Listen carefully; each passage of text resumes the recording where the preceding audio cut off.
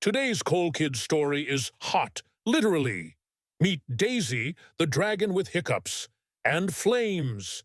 Daisy was a kind dragon with a fiery problem. Every time she hiccuped, poof, something caught fire. Hic! Oh no, not again, Daisy exclaimed, worried. She tried everything, holding her breath, drinking upside down, even singing.